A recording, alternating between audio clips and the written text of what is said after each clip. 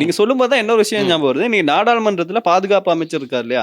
அவர் வந்து சொல்லியிருக்காரு என்னன்னா, இப்ப சுரேஷ் சாலே ம். வந்து 90 நாட்களுக்கு மேலாக சிஐடில வந்து இருக்காரு. ஆமா.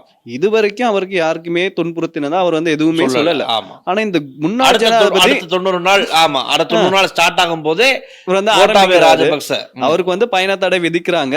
அதுக்கப்புறம் எப்படி இவர் வந்து இதெல்லாம் சொல்றாரு? நோய்வாய்ப்பட்டுட்டாரு. நோய்வாய்ப்பட்டுட்டாரு அப்படின்ற மாரி இவர் வந்து கேள்விய கேட்கிறாரு. சோ இதெல்லாம் திட்டமிட்டு பண்றாங்களா? அப்படின்ற டவுட் வந்து ம். மக்கள் கிட்ட வருது. டவுட்ன்னு கூட சொல்ல முடியாது. ஆமா. அதுக்கு தான் அந்த சந்தேகம் எழுதுனால தான் நான் நினைக்கிறேன் கொழும்பு கோட்டை நீதிமன்ற நீதவான் அவர்களுக்கு இன்னைக்கு அந்த சந்தேகம் வந்திருக்கு போல. அவரே சொல்லியிருக்காரு என்னன்னு சொன்னாங்க நம்ம நீதவான் அவர்கள் இதை விசாரிங்க.